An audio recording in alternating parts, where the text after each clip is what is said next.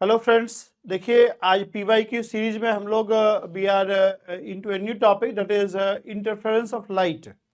Interference of light करेंगे, wave optics का topic है। लास्ट क्लास में देखिए हम लोगों ने ज्योमेट्रिकल ऑप्टिक्स किया था। Now it is turn of wave optics. तो इसमें 3 टॉपिक रहेगा, इंटरफेरेंस, डिफ्रैक्शन और पोलराइजेशन। ठीक है, तो इंटरफेरेंस से क्वेश्चन आता है। अब ये नहीं कहेंगे हर साल आता है, बट एवरी ईयर, एक आध 2 साल नहीं आया होगा, बट ऐसे क्वेश्चन एक क्वेश्चन पूछ देते हैं ये लोग। ठीक है, और टॉपिक इजी ही है। देखो पूरे ऑप्टिक्स में जो बहुत कॉन्सेप्चुअल या थोड़ा सा डिफिकल्ट टू अंडरस्टैंड टॉपिक है वो पोलराइजेशन ऑफ लाइट है। ठीक है, हाँ, लेकिन बाकी ये सब टॉपिक ज़्यादा डिफिकल्ट नहीं है। ठीक है, तो करते हैं इसको। पीवाईक्यू सीरीज में हम लोग 2005 से लेकर 2022 तक सारे क्वेश्चन जितने भी अपीयर हुए हैं और जो करंट पैटर्न के अकॉर्डिंग रेलेवेंट है, सब्जेक्टिव चूंकि अभी नहीं आता है तो वो नहीं करेंगे।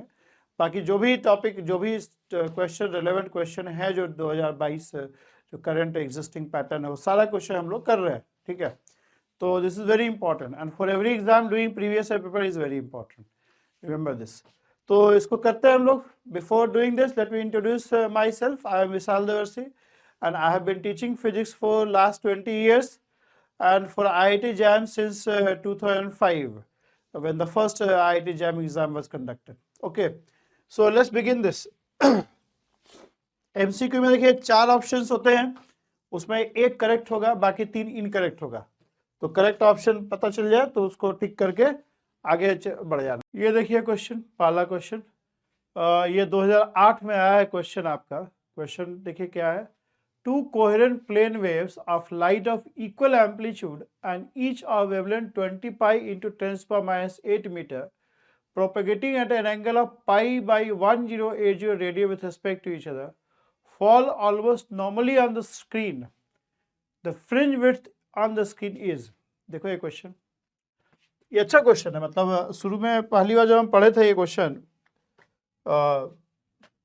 तो थोड़ा समझने में हमको भी दिक्कत हुआ था ये क्वेश्चन समझने में। देखिए, क्योंकि इसमें कुछ मेंशन नहीं कर रखा है कि यंग डबल स्लिट है क्या है। ठीक है, तो 2 कोहेरेंट वेव है तो यंग डबल स्लिट ही होगा, ऐसा हम लोग अज्यूम कर सकते हैं। ये स्क्रीन है। ठीक, अब यहां से जो है लाइट आपका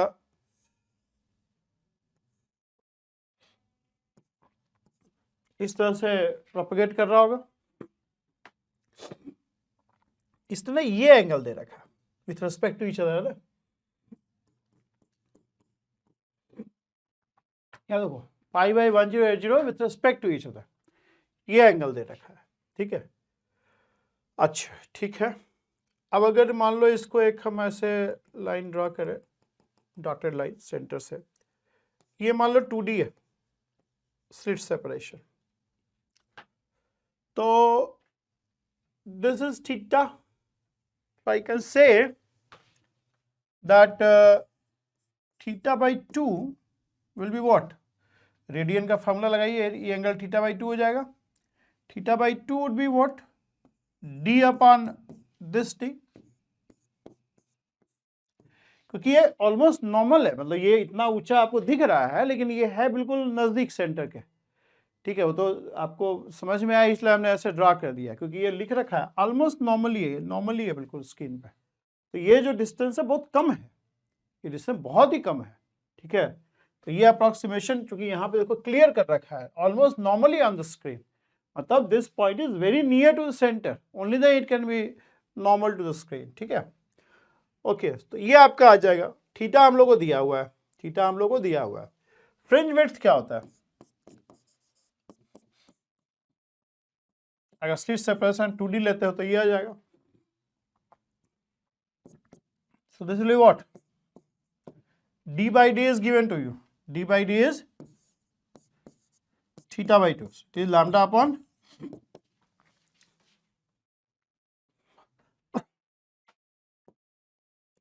क्या जाएगा 20 pi into upon theta pi by 1080, pi pi cut जाएगा, ये वैल्यू कितना आ जाएगा तुम्हारा,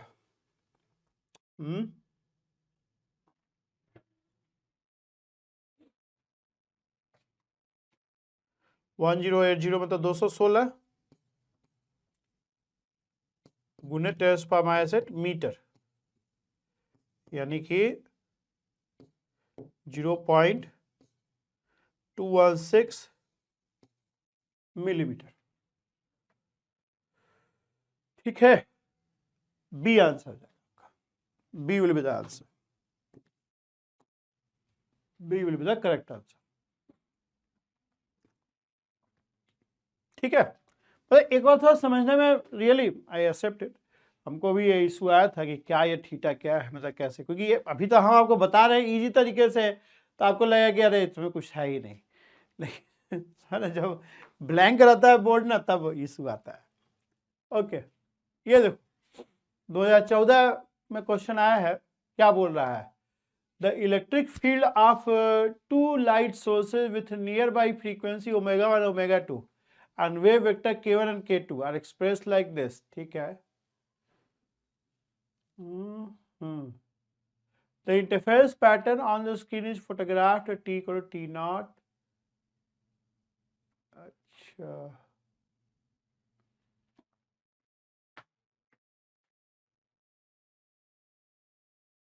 देखो मेरे हिसाब से ना ये जेड होना चाहिए, तभी इंटरफेरेंस हो सकता है। ठीक है, सेम स्टेट ऑफ पोलराइजेशन होता है तभी इंटरफेरेंस का लोग बात करते हैं। कि फेज डिफरेंस का बात कर रहा है तो ये KZ K1 जेड हो जाएगा। तो ये आपका क्या है, ये फेज डिफरेंस है, इसको थीटा से नोट कर दिया है। तो ब्राइट फ्रिंज कब होगा, जब ये फेज डिफरेंस 2n पाई होगा, फेज डिफरेंस 2n पाई हो जाएगा, 2 पाई 4 पाई इस तरह का होगा, तभी ना ब्राइट फ्रिंज होगा। तो ये तो गलत है, ये भी गलत है, ब्राइट फ्रिंज का केस है, ये ठीक है। डार्क फ्रिंज में इंटेंसिटी जो आई मीन होता है तुम्हारा,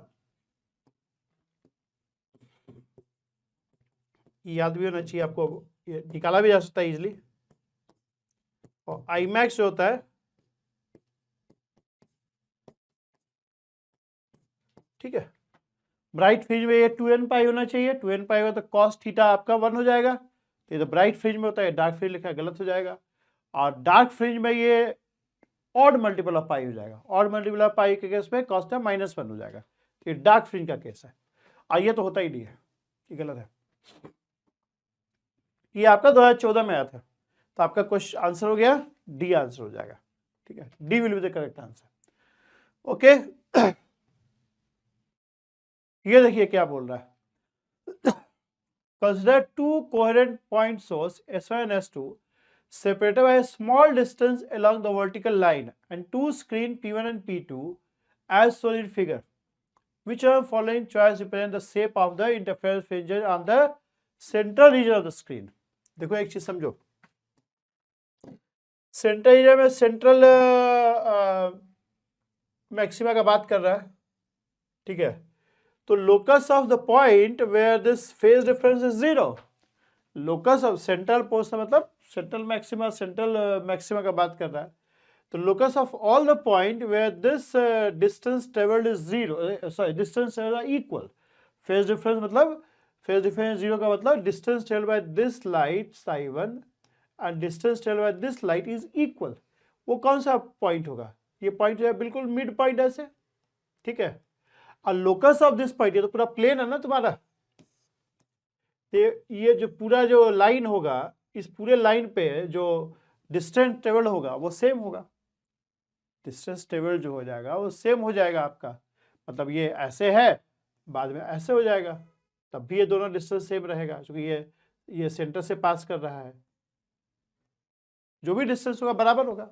ठीक है, तो इस केस में तो स्ट्रेट लाइन हो जाएगा P1 के केस में, P2 के केस में, और P1 के केस में क्या होगा, P1 के केस में देखो locus of all the point where this distance traveled is equal, मान लो यहाँ पे इक्वल नहीं, सॉरी इक्वल तो हो ही नहीं सकता, 2n पाई, मतलब distance travelled n lambda, basically distance travelled is n lambda. Suppose को ये पॉइंट है, जहां पे difference of the distance travelled bye psi1 and psi2 is lambda. Suppose this is the point where the distance traveled by the difference in the path traveled by psi1 and psi2. This is psi1, this is psi2.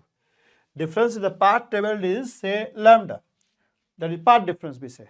Path difference is distance difference in the distance traveled by psi1 and psi2. तो psi1 and psi2 के का जो path difference है, suppose को इस point पे lambda है, तो अब इस प्लेन पे what will be the locus of point where the path difference is lambda? It would be a circle kind of thing, नहीं मतलब ऐसे जाएगा नहीं, ऐसे, बिकॉज ये लाइन सेम रहे, ये डिस्टेंस सेम रहे, ऐसा लोकस क्या होगा? एक सर्किल ही तो होगा, ऐसे कौन टाइप का बन जाएगा ना। ये डिस्टेंस सेम रहे, उसका लोकस क्या होगा? वो भी एक सर्किल ही होगा। तो दिस सर्किल में correspond to a path difference of lambda, एक दूसरा सर्किल होगा that will correspond to a path difference of 2 lambda, और एक पॉइंट होगा सेंटर पे that will correspond to path difference equal to मतलब से इंटीग्रल मल्टीपल ऑफ सेंटर पे। अच्छा, सेंटर पे जरूरी नहीं कि ये मैक्सिमा हो, सेंटर पे जरूरी नहीं मैक्सिमा हो, सेंटर पे मैक्सिमा तभी होगा जब ये distance integral multiple of lambda होगा, ठीक है। तो different circle will correspond to different fringes, मतलब one circle will correspond to first order maxima, second circle में correspond to second order maxima, इस टाइप का फ्रिंजेज होगा। तो जो P1 पे होगा वो सर्कुलर हो जाएगा, P1 पे सर्कुलर हो जाएगा, स्ट्रेट लाइन ऑन P2, ठीक है। P1 पे सर्कुलर और P2 पे स्ट्रेट लाइन, P2 पे स्ट्रेट लाइन, ठीक है। I hope you understand. मतलब इसमें तो हर जगह सर्कुलर ही होगा, लेकिन इसमें सेंटर में सिर्फ आपका स्ट्रेट लाइन हो जाएगा, सेंटर में स्ट्रेट लाइन हो जाएगा, ठीक है। ये देखो 2020 में आया क्वेश्चन, ये क्या बोल रहा है? The intensity of primary maximum in A 2 slit pattern is given by I2। अच्छा, intensity of primary maximum in 3 slit pattern is I3। I2 I3 में क्या रिलेशन है? देखो, अगर n स्लिट है तो जो Imax होता है, if you have n slit, हम इन जनरल आपको बता रहा है, n स्लिट में जो Imax होगा, मान लो 2 स्लिट नहीं, n स्लिट है, तो मैक्सिमम कब होगा? जो सारे वेव इन फेज होंगे, सारे वेव इन फेज होंगे, ठीक है। मतलब मान लो n स्लिट का हम बात करें, दूसरा वेव मान लो ये हो गया, सब इन फेज होगा तो क्या होगा? 2 पाई हो जाएगा। इन फेज तो तभी होगा ना जब इनके फेज डिफरेंस 2 पाई के मल्टीपल पे डिफर करे।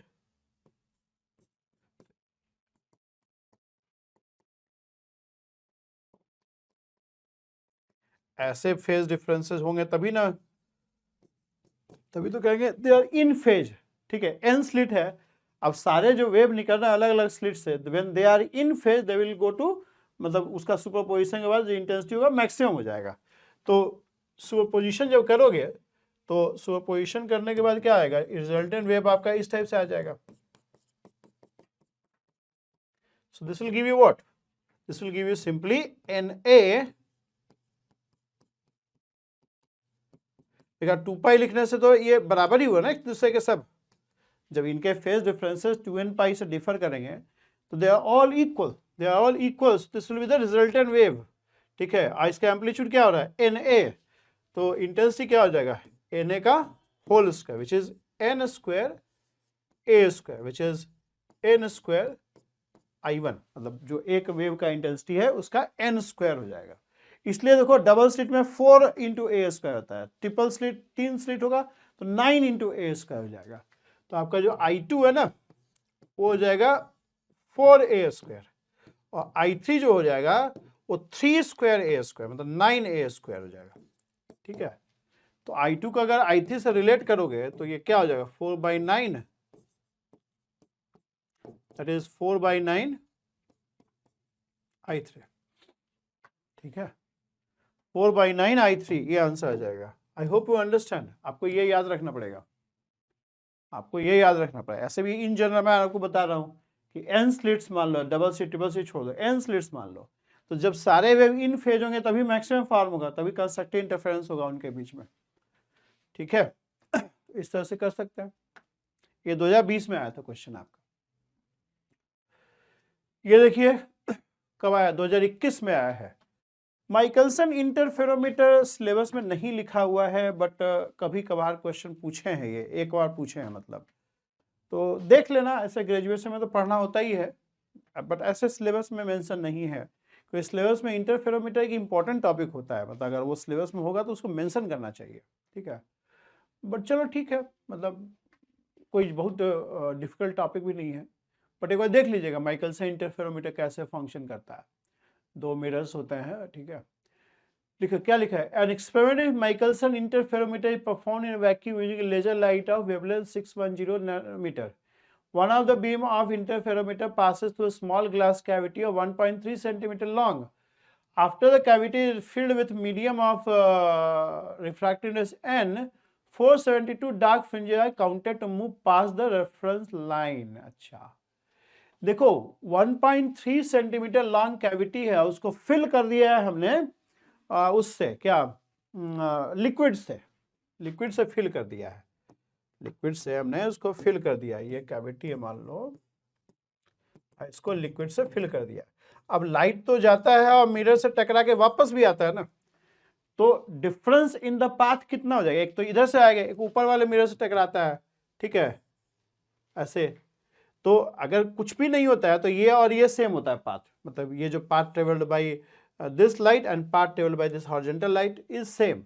बट यहाँ पे क्या किया कि एक लाइट के पाथ में हमने एक लिक्विड प्लेस कर दिया है, तो पाथ डिफरेंस क्या आ जाएगा, path difference will be what, twice of n-1 into t, ठीक है भाई। t is the thickness of the cavity 1.3 centimetre, ये हो जाएगा 2, ठीक है। And this is equal to, ये कितना डिफरेंस, इस डिफरेंस की वजह से 472 फ्रिंजेस पास कर जा रहा है, मतलब ये हो जाएगा 472 लैम्डा, ठीक है 472 लैम्डा। तो आपका अच्छा लैम्डा आपका सेंटीमीटर में आएगा आंसर फिर, क्योंकि हमने ये सेंटीमीटर में लिया है, तो हो जाएगा 472 और लैम्डा कितना दे रखा है आपको 610 नैनोमीटर। इसको सेंटीमीटर में करोगे तो क्या आएगा, 10⁻⁻9 मीटर होता है, तो 10⁻⁻7 सेंटीमीटर हो जाएगा।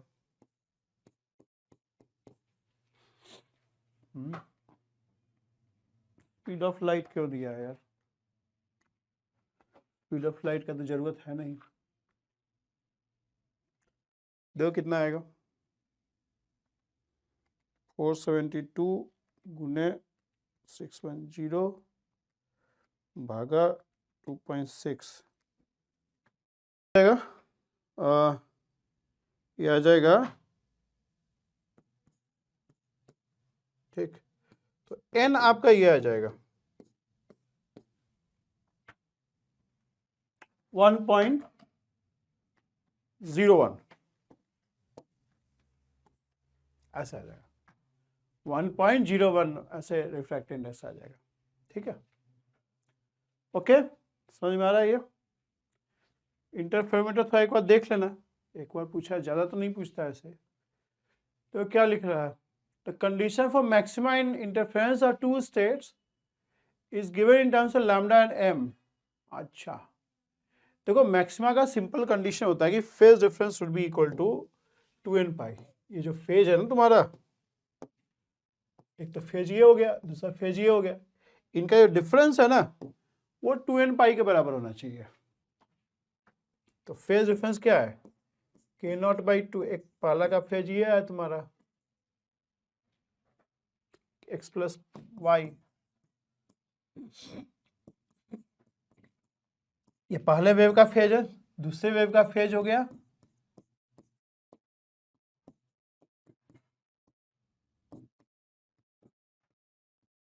ये होना चाहिए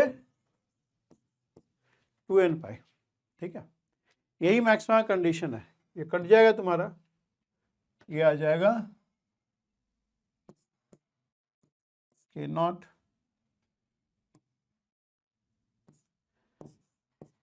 √3/2 माइनस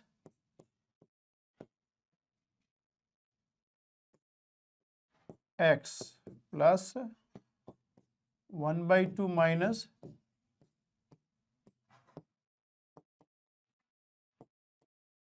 और k को हम लिख सकते हैं 2π/λ, क्योंकि इसी टर्म्स में आंसर दे रखा है तुमको, ठीक है। तो इसका मतलब हो जाएगा कि √3/2 minus 1/√2 x plus 1/2 minus 1/√2 y equals to n lambda, या m लैम्डा, m लिखा तो m लैम्डा लिख दो, ठीक है, m लैम्डा कर दो, की बात है। कैसे करोगे जी इसको? इसको हम लोग लिख सकते हैं, इसको हम लोग √2/2 लिख सकते हैं, इसको भी √2/2 लिख सकते हैं। तो ये हो जाएगा √3 माइनस √2 x और 1 minus √2 y equal to 2m lambda. देखो कौन सा आंसर है।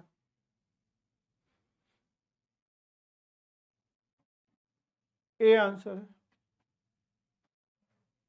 नहीं, ए इज द आंसर, ठीक है। सिंपल देखो, इंटरफेरेंस का कंडीशन पे ये क्वेश्चन बेस्ड है, ठीक है। ये आपका 2021 में आया था। Okay, MCQ is over. अब एमएसक्यू है, ठीक है। एमएसक्यू में देखो 4 ऑप्शन दिया रहेगा, उसमें एक से अधिक करेक्ट रहेगा, 4 भी सही होता है, 3 भी सही होता है, 2 भी सही होता है, कई बार 1 भी सही होता है, ठीक है। तो उसमें थोड़ा केयरफुल रहना है आपको। देखो क्या बोल रहा है क्वेश्चन, है आपका 2018 में आया था। Two beam of light in a visible range interfere with each other at a point, the optical path difference between them is 5000 nanometre, ठीक है। Which of the following wavelength will interfere constructively? The optical path difference is 5000 nanometre. मतलब interference का कंडीशन clear होता है constructive interference में। ये जो पाथ डिफरेंस है आपका, that should be equal to what? That should be equal to n lambda, यानी lambda should be equal to 5000 nanometre. Nanometre में ही आंसर है तो ये नहीं लिखते हैं हम, ठीक है, अपॉन n। अब अलग अलग वेवलेंथ का अलग अलग ऑर्डर ऑफ मैक्सिमा होगा, तो हम देखते हैं कि ये n का वैल्यू क्या क्या ले सकते हैं ताकि लैम्डा का वैल्यू इस रेंज में आ जाए, ठीक है। n का क्या क्या हम लोग वैल्यू ले सकते हैं ताकि लैम्डा जो है आपका इस रेंज में आ जाए, 400 नैनोमीटर से 700 नैनोमीटर। तो 5000 है और 50/n, मतलब 50/n जो है वो 4 से 7 के बीच में आना चाहिए। तो 8 चौका 32, नहीं,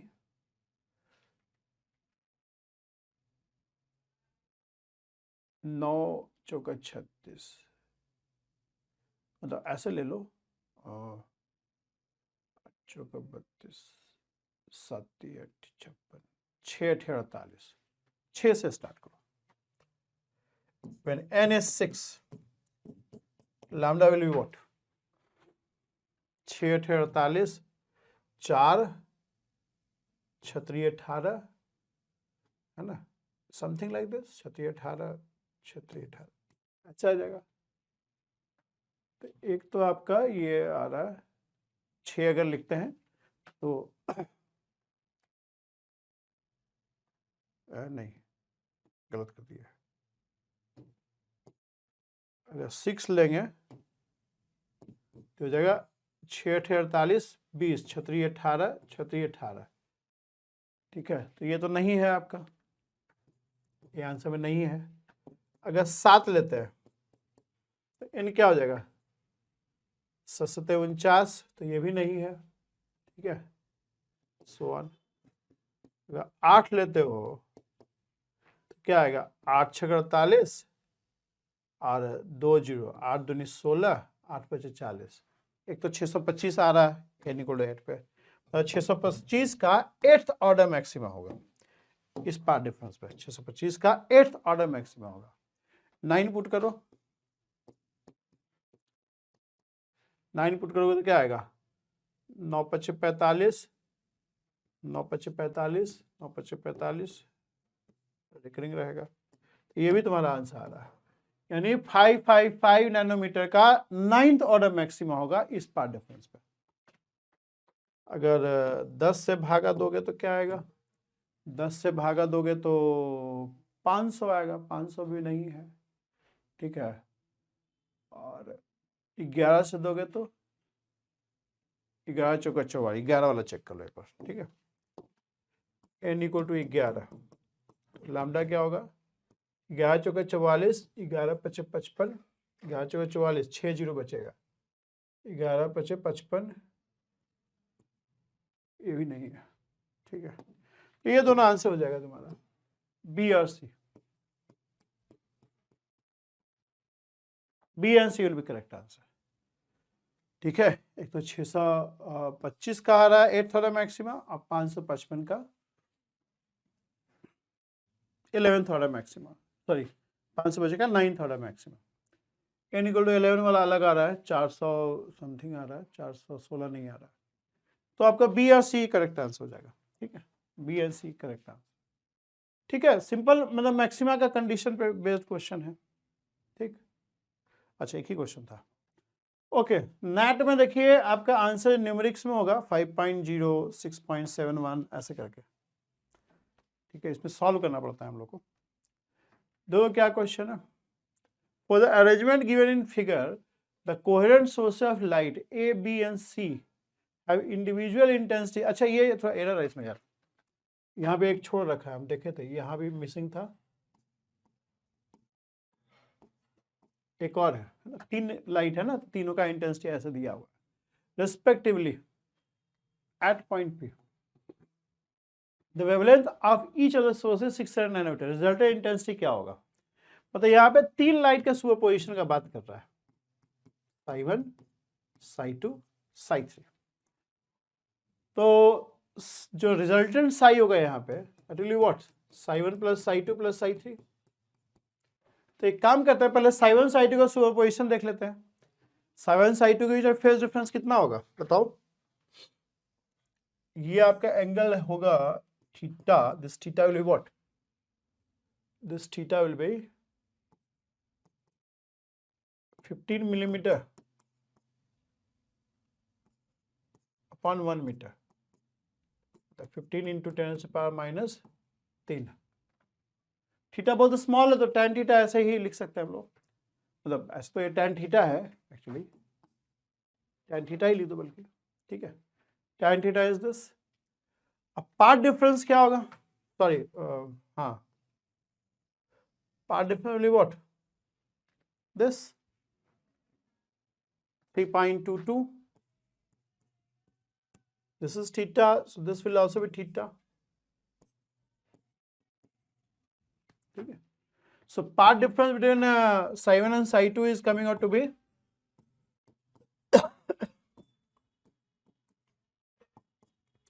तो ये वैल्यू क्या हो जाएगा? 3.22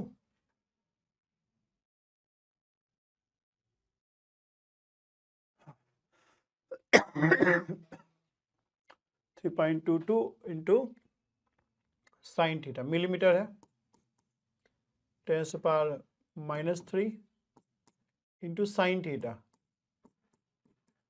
ऑलमोस्ट बराबर रहता है। स्मॉल एंगल के लिए sine theta and tan theta are almost same, ठीक है। इसको कैलकुलेट कर लो कितना आ रहा है। 3.22 इंटू 15, 48.3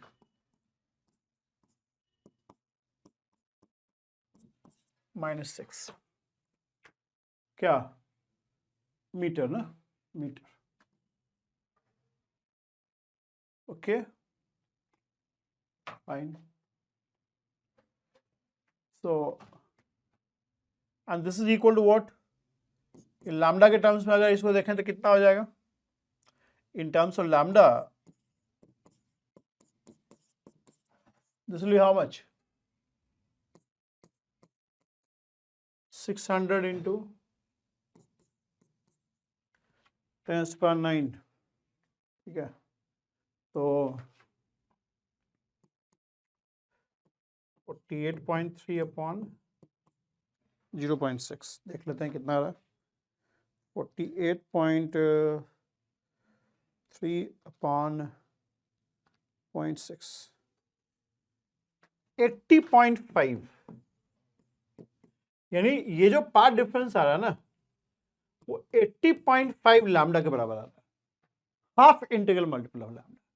जब part difference integral multiple of lambda होता है तो कंस्ट्रक्टिव इंटरफेरेंस होता है, लेकिन पार्ट डिफरेंस अगर half integral multiple of lambda होगा उस केस में डिस्ट्रक्टिव इंटरफेरेंस होगा, क्योंकि आपका psi1 psi2 जो है अब आउट ऑफ फेज है। और चूंकि इनके इंटेंसिटी सेम है तो psi1 psi2 की वजह से जो इंटेंसिटी psi1 psi2 के सुपरपोजिशन की वजह से जो इंटेंसिटी आएगा वो जीरो आएगा, क्योंकि आप देखिए a1 minus a2 whole square होता है, आई मीन क्योंकि psi1 psi2 में डिस्ट्रक्टिव इंटरफेरेंस हुआ, इनका जो फेज डिफरेंस है वो half integral multiple of lambda है, तो psi1 psi2 की वजह से इंटेंसिटी आपका जीरो आएगा। सारा का सारा इंटेंसिटी जो होगा वो psi3 की वजह से होगा, ठीक है।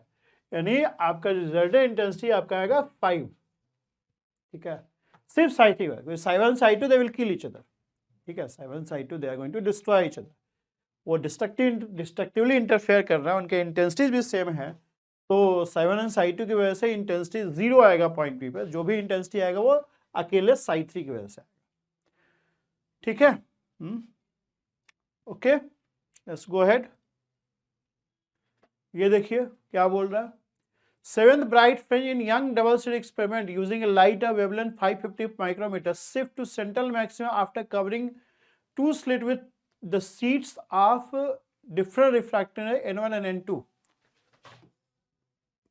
हमने क्या किया है, इसको सीट से कवर कर दिया, एक का N1 है एक का N2 है। तो ऐसे तो देखो जो पार्ट डिफरेंस सेवेंथ मैक्सिमा का होता है वो 7 लैम्डा होता है, ठीक है, लेकिन पूरा का पूरा जो फ्रिंज है ना वो नीचे शिफ्ट कर गया सेंटर पे, मतलब वो जो 7 लैम्डा का जो पार्ट डिफरेंस है बिल्कुल उसको न्यूट्रलाइज कर दिया है।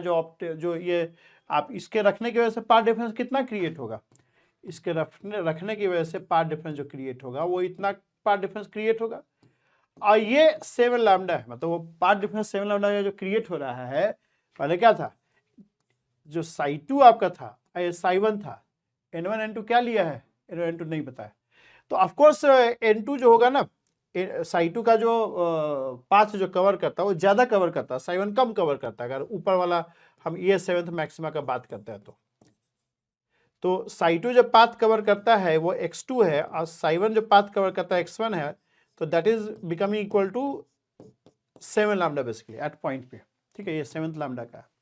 तो 7th मैक्सिमम मतलब कि psi2 जो पाथ डिफरेंस पाथ कवर किया, psi1 जो पाथ कवर किया, उनके बीच का डिफरेंस 7 लैम्डा है, लेकिन इसको रखने के बाद ये शिफ्ट कर जा रहा है यहाँ पे। इसका मतलब क्या हुआ, इसका मतलब ये हुआ कि आपका N2 जो है N1 हायर रिफ्रैक्टिव इंडेक्स का होगा, N2 लोअर रिफ्रैक्टिव इंडेक्स का होगा, मतलब जो N1 जो है हायर रिफ्रैक्टिव इंडेक्स का होगा और N2 जो है लोअर रिफ्रैक्टिव इंडेक्स का होगा, और इनफैक्ट जो लाइट यहां जा रहा है, ठीक है, वहीं पे ये N1 चूंकि ये ऑप्टिकल डिस्टेंस ये N1 इंटू टी हो जाएगा और इसका N2 इंटू टी हो जाएगा, तो ये जो डिफरेंस है ना ये 7 लैम्डा सेंटर पे ही आ गया है, ये 7 लैम्डा यहीं पे रीच कर गया। पहले क्या था, यहां रीच करता 7 लैम्डा, पार्ट डिफरेंस 7 लैम्डा यहां हो रहा था, लेकिन अब चूंकि हमने एक ऑप्टिकल मीडियम यहाँ प्लेस कर दिया, तो ये जो 7 लैम्डा का पार्ट डिफरेंस है वो यहाँ न रह के यहीं पे रीच कर जा रहा है। वो तभी होगा जब N1 का रिफ्रैक्टिव N2 से हाई होगा, और कुछ ऐसा होगा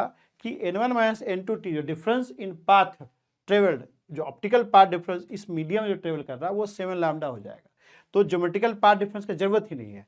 यहाँ पे देखिए ज्योमेट्रिकल पाथ डिफरेंस O पे 0 होता है, जो भी पाथ डिफरेंस क्रिएट हो रहा है वो इस मीडियम की वजह से हो रहा है, और वो लिख रखा है कि सेंटर पे फॉर्म हो जा रहा है 7th मैक्सिमम, सेंटर पे सेंट्रल मैक्सिमम जहां फॉर्म होता था वहां पे 7th मैक्सिमम फॉर्म हो रहा है, वहां पे सेवंथ मैक्सिमा फॉर्म आ रहा है, यानी सेंट्रल मैक्सिमा पे जो साई1 साई2 का जो पाथ डिफरेंस है वो 0 हो जा रहा है, सॉरी 7 लैम्डा हो जा रहा है। वो 7 लैम्डा कहाँ से आएगा, क्योंकि ज्योमेट्रिकली तो दोनों सेम डिस्टेंस ट्रेवल करता है, तो जो भी पाथ डिफरेंस क्रिएट होगा वो इन मीडियम में ट्रेवल करने की वजह से होगा। ठीक है, समझ पा रहे हैं आप? ये आ जाएगा n1 minus n2 into T क्या है 6 micrometre, and that is coming out to 7 lambda 550 micrometre. तो n1 माइनस n2 हो जाएगा 550 by 6, 550 by 6, n1 minus n2 is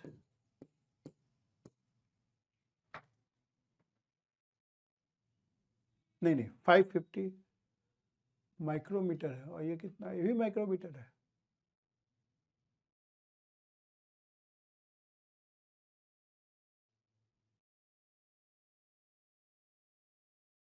ये यार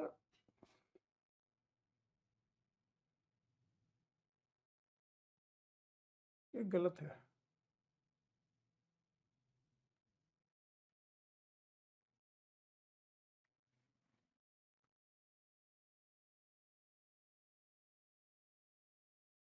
इतना डिफरेंस नहीं होगा, तो चेक। हाँ, ये जो है ये नैनोमीटर है, वही क्या, रिफ्रैक्टिव इंडेक्स इतना हाई होता ही नहीं कभी, ये नैनोमीटर है।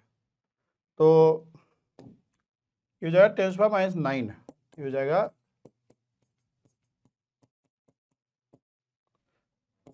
इतना, बच जाएगा 5-6, ये करो आ जाएगा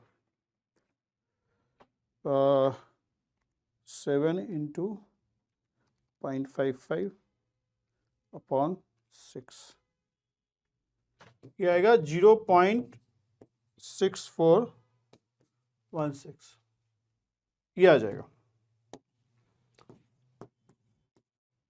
ठीक, ये कुछ और ही लिख दिया है लोग, इसका जरूरत नहीं है। ओके, तो this will be the answer, ये आंसर हो जाएगा। ठीक है, तो ये 2019 में आया था।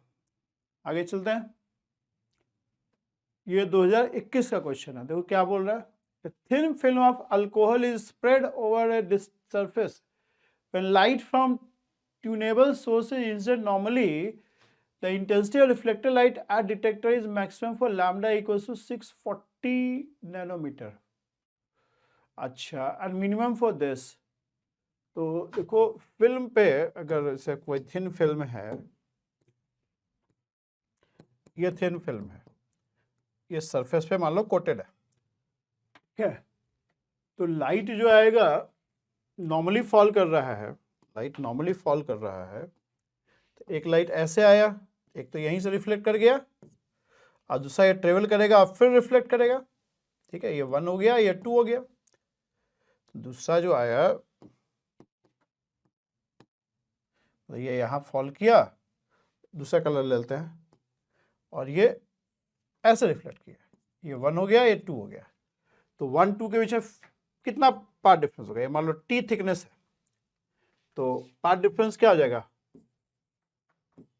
टी नीचे जा रहा है, टी फिर रिफ्लेक्ट होकर ऊपर भी आ रहा है, तो 2 म्यू टी पार्ट डिफरेंस हो जाएगा। और ये जो है यहाँ पे जो है आपका 640 नैनोमीटर का मैक्सिमा आ रहा है, और अगर मान लो टी भी नैनोमीटर में है, और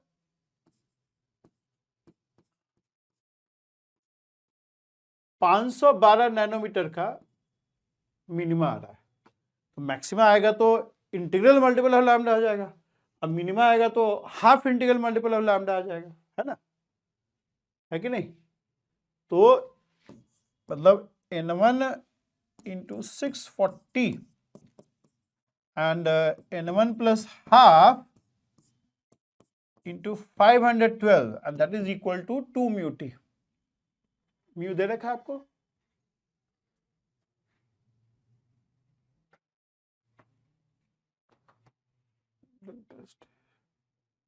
रिफ्रैक्टिव इंडेक्स दे रखा है 2 इंटू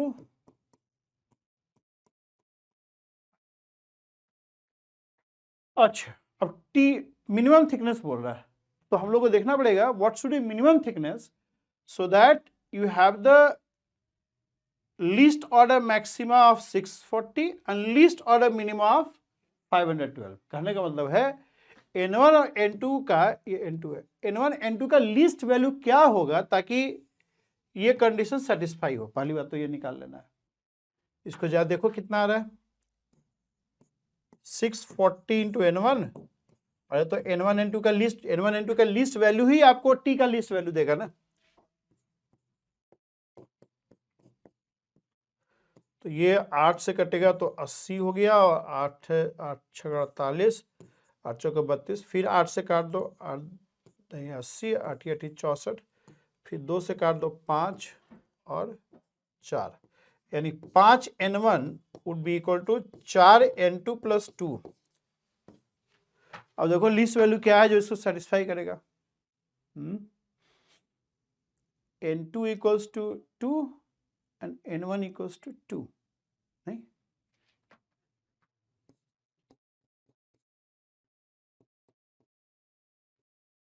इस पे सेटिस्फाई हो जाएगा जी, ठीक है, इस पे सेटिस्फाई हो जाएगा। N1 N2 इक्वल्स टू 2 पे सेटिस्फाई हो जाएगा, मतलब कि जो ये थिकनेस है that will give rise to second order maxima of 640 and second order minima of, मतलब सेकेंड के लिए थर्ड ऑर्डर हो जाएगा एक तरह से, 0 पे 0 1 2 ऐसे काउंट करेंगे तो N2 equal to N1 equal to, मतलब इसको थर्ड ऑर्डर मिनिमा ऑफ 512 हो जाएगा एक तरह से।